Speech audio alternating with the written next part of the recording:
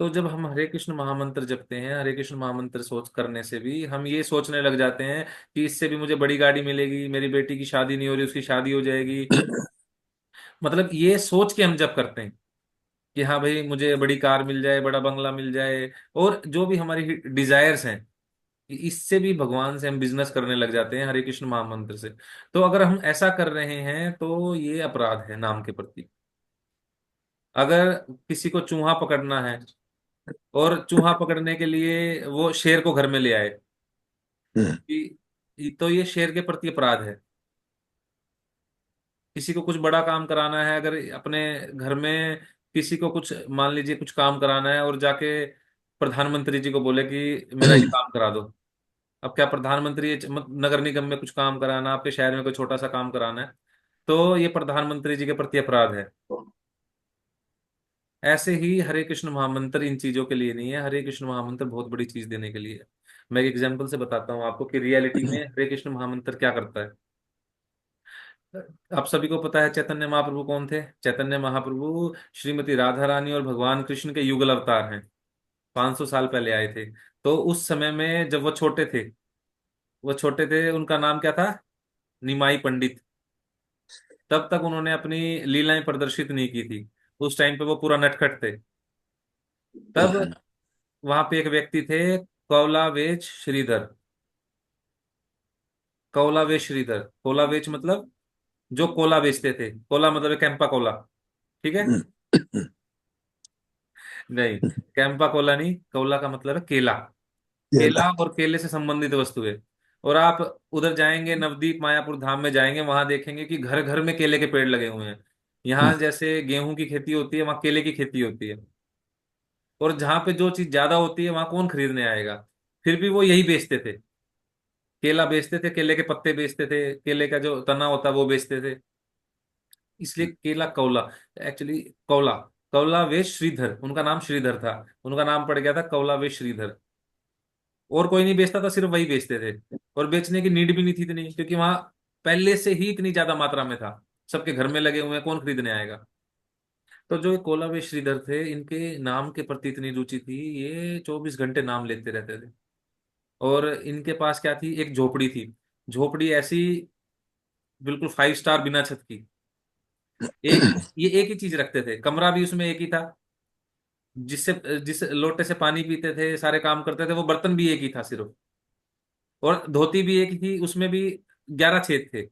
तो ये कोलावे श्रीधर जब वहां पे अपनी काम पे रहते थे, तो निमाई पंडित उनके पास आते थे, चैतन्य महाप्रभु स्वयं उनके पास आते थे। तो उनसे कहते थे भाई केले कितने के दिए, तो वो कहते थे 12 आने के। तो कहते नहीं नहीं, चैतन्य महाप्रभु उनको बोलते, अरे नहीं ये तो बहुत रेट ज्यादा है, तुम तो लूट रहे हो, ठग रहे हो। मैं तो 6 आने दूंगा, मैं तो 6 पैसे दूंगा। तो चैतन्य, तो वो बोलते अरे नहीं नहीं, इतना मार्जिन थोड़ी है, इतना मार्जिन तो मैं कमा ही नहीं रहा आपसे। तो चैतन्य महाप्रभु कहते नहीं, तुम्हारे पास बहुत धन है। फिर कोलावे श्रीधर बोलते कि मेरे पास तो कोई धन ही नहीं है, तुम जाके ढूंढ लो भाई, जाके ढूंढते क्यों नहीं, जाओ मेरी कुटिया में ढूंढ लो कहाँ रखा है। कहते नहीं, एक दिन टाइम आएगा मैं तुम्हारा धन दुनिया के सामने लाऊंगा कि इस व्यक्ति के पास सही में बहुत धन है, ये झूठा दिखावा करता है। कोलावे श्रीधर बोलते यार तू कहीं और जाके ले ले, मेरे पास क्यों जिद कर रहा है, कहीं और जाके ले लो। कहते नहीं, मैं तुम्हें नहीं छोड़ने वाला, तुम एक अच्छे अच्छे वेंडर हो, अच्छे सामान बेचने वाले हो, मैं तुम्हें नहीं छोड़ूंगा। तो ये प्रतिस्पर्धा दोनों में चलती रहती है। निमाई पंडित हमेशा आते उनको तंग करते, और वो उनको कहते कि नहीं कहीं और से ले लो भाई, मैं नहीं देने वाला इस रेट में। और वो जितनी भी कमाई करते थे, मान लीजिए उन्होंने उस टाइम पे 1 रुपया कमाया या 10 रुपए कमाए, तो 50% वो गंगा की सेवा में लगा देते थे। तो इससे ये नहीं होता कि हम कितने लाखों रुपए कमा रहे हैं, करोड़ों रुपए कमा रहे हैं तब हम दान करेंगे, अभी हम थोड़ा कमा रहे हैं तब दान करेंगे। इतना वो कम कमा रहे थे, फिर भी उसमें से 50% वो दान में लगा दे रहे हैं गंगा मैया की। ये हमें सीखने को मिलता है। फिर क्या होता है, अब वो क्या कर रहे थे, कोई सकाम कर्म से नहीं कर रहे थे। फिर एक दिन क्या होता है, जब चैतन्य महाप्रभु अपनी लीलाएं प्रदर्शित करने लगते हैं, लोगों को पता चल जाता है कि हाँ, ये निमाई पंडित ही चैतन्य महाप्रभु हैं। चैतन्य महाप्रभु भगवान श्रीमती राधा रानी और कृष्ण के अवतार हैं। तब एक दिन जब पूरे भावावेश में थे चैतन्य महाप्रभु, तो बोलते हैं कि मांगो जिसको जो मांगना, आज मैं सबको सब कुछ दूंगा, जो भी जो कोई मांगेगा। तो उनके अनुयायी थे, परिकर थे सभी वहां पे। फिर जब उनकी सभी, वो अपनी अपनी चीजें बताते हैं, तो चैतन्य महाप्रभु बोलते हैं कि श्रीधर को लेके आओ। अब वो सारे हैरान परेशान, ये श्रीधर कौन आ गया। तो चैतन्य महाप्रभु उनको बताते हैं, रात का टाइम था कि इस दिशा में जाओ, उस दिशा में जाओ, और जहां से हरे कृष्ण महामंत्र की तेज तेज आवाज आ रही है उसको पकड़ के ले आना। वो आने से मना करेगा फिर भी ले आना, क्योंकि वो अपना उस टाइम पे जप करते थे और जप के समय वो कहीं आना जाना पसंद नहीं करते थे। फिर वो गए, उन्होंने ढूंढा, मिले वहां पे वो, तो उनसे उन्होंने कहा पहले तो चलने के लिए कि चलिए, तो मना कर रहे थे। फिर जैसे ही उनको बताया, पता लगा कि चैतन्य महाप्रभु बुला रहे हैं, तो वो आए। वो आए तो उन्होंने दर्शन किए चैतन्य महाप्रभु के। और चैतन्य महाप्रभु उनसे पूछते हैं, बोलो श्रीधर तुम्हें क्या चाहिए। तो श्रीधर बोलते हैं, बताइए क्या चाहा होगा। अब उनके पास एक झोपड़ी है, एक बर्तन है, एक धोती है, और काम भी कोई ऐसा खास नहीं है। कितना उनका कष्ट भरा जीवन रहा होगा, कितना उनको स्ट्रगल करना पड़ रहा है। तो बताइए क्या मांगा होगा उन्होंने। बड़ी गाड़ी, बड़ा बंगला, बड़ा मकान, बहुत अच्छा काम धंधा हो जाए, बरकत हो जाए, सुख संपत्ति घर आवे, कष्ट मिटे तन का। भगवान कृष्ण कृष्ण की प्रभु, हरे भक्ति। कृष्ण प्रभु जी, कृष्ण भक्ति प्रेम मांगा होगा प्रभु जी। तो श्रीधर, कौलावे श्रीधर बोलते हैं कि मैं जन्म जन्मांतर ऐसे ही केले बेचता रहूं, कोलावे श्रीधर बना रहूं, और आप मेरे पास आए निमाई पंडित बनकर, मुझसे मोल भाव करें, मुझसे लड़ें और झगड़ें। तो सारे व्यक्ति जो वहां पे थे वो सारे हैरान परेशान, ये क्या मांग रहा है यार, ये व्यक्ति क्या मांग रहा है, क्या है ये। तो ये उसको कैसे मिली सिद्धि कि साक्षात उसको श्रीमती राधा रानी और भगवान कृष्ण उनको दर्शन दे रहे हैं, उनसे पूछ रहे हैं, वार्तालाप कर रहे हैं, और उनको मांगने के लिए बोल रहे हैं, वो फिर भी क्या मांग रहे हैं, भगवान की भक्ति। ये है निष्काम कर्म। ये है उन्होंने जितना भी किया, उनको जो मिला उसके बदले भी क्या मांग रहे हैं, भक्ति। भक्ति के बदले भक्ति। ये है कि हरे कृष्ण महामंत्र को सकाम कर्म नहीं समझना, ये बहुत ही हायर चीज देने के लिए है। अब बताइए, कोई दान तपस्या करके कोई ज्यादा से ज्यादा ब्रह्मलोक तक जा सकता है, स्वर्ग लोक तक जा सकता है, वहां पे इंद्रिय तृप्ति करेगा। बट भगवान के धाम, भगवान के साथ ये लीलाएं करना, भगवान के साक्षात दर्शन प्राप्त करना, उसमें जो आनंद है, इन चीजों में क्या आनंद है। अगर यहाँ पे किसी ने मेटेरियली कुछ इकट्ठा भी कर लिया है, कोई वरदान, जैसे हिरण्यकशिपु था, उसने क्या क्या वरदान मांग के क्या क्या इकट्ठा कर लिया था, हिरण्याक्ष था, ये क्या क्या इकट्ठा कर लिया था, बट जब मरे सब कुछ यहीं रह गया। कोई कितना भी बड़ा व्यक्ति है, रतन टाटा जी हैं, अभी उन्होंने शरीर त्यागा, तो देखिए जितना भी पीछे उनकी धन संपत्ति थी, सबकी सब यहीं रह गई, साथ कुछ नहीं गया। हम कितना ही कुछ इकट्ठा कर ले, वो सब यहीं रह जाने वाला है, एक ना एक दिन रह ही जाएगा, गारंटेड है। कोई साथ एक सुई भी नहीं ले जा पाएगा। और अगर भगवान की भक्ति वो निष्काम कर्म निष्काम करता है कि कुछ उसको बदले में नहीं चाहिए, तो ये जन्म जन्मांतर तक साथ रहेगी, हमेशा साथ रहेगी, ये कभी व्यर्थ नहीं जाने वाली।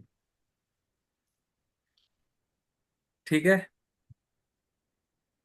बोला वे, तो निमाई पंडित ने बोला था, एक दिन मैं तुम्हारा धन सबके सामने प्रकट करूंगा कि तुम्हारे पास कितना धन है। तो चैतन्य महाप्रभु ने प्रकट कर दिया कि श्रीधर के पास कितना धन है, कितना अमूल्य धन है। उसके पास क्या धन था। हरे कृष्णा, कृष्ण भक्ति। हाँ, उसके पास कृष्ण भक्ति थी, हरि नाम था। कितना बड़ा धन उन्होंने प्रदर्शित कर दिया, और निमाई पंडित ने बताया। ठीक है, कैसी लगी आपको ये लीला। अच्छी बहुत लगी, सुंदर, बहुत वेरी अच्छी गुड। लगी। हमारे पास एक जोड़ी कपड़े से ज्यादा है कोई किसी के पास सिर्फ एक ही जोड़ी कपड़ा है, एक ही बर्तन है, बहुत एक ही ज्यादा है। कमरा है, और वो भी सनरूफ। है ना, हमारे साथ बहुत, हमारे पास बहुत सारी चीजें हैं। इनको वैल्यूएबल करते हुए भगवान ने हम पे बहुत कृपा की है। इनको एटलीस्ट इनमें रहते हुए तो हम भजन कर लें।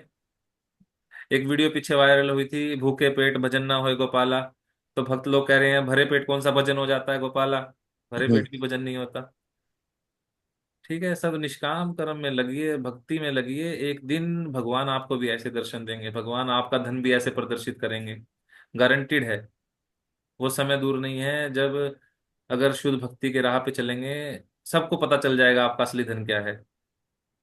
हमें किसी को नहीं दिखाना, हमें सिर्फ भगवान के प्रति ही आसक्ति उत्पन्न करनी है, रुचि उत्पन्न करनी है। इस जन्म में आपने ये कर लिया तो आपका जन्म सार्थक है। ठीक है, हरे कृष्णा, शिला प्रभुपाद की जय। जी जय। अच्छा भूषण प्रभु जी, क्लियर हुआ। हाँ। हाँ जी। क्लियर हुआ।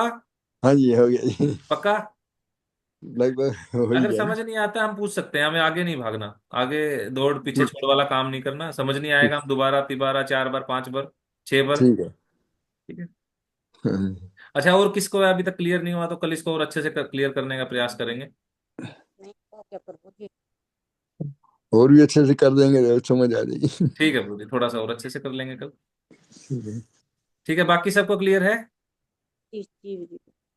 हाँ जी प्रभु जी। ठीक।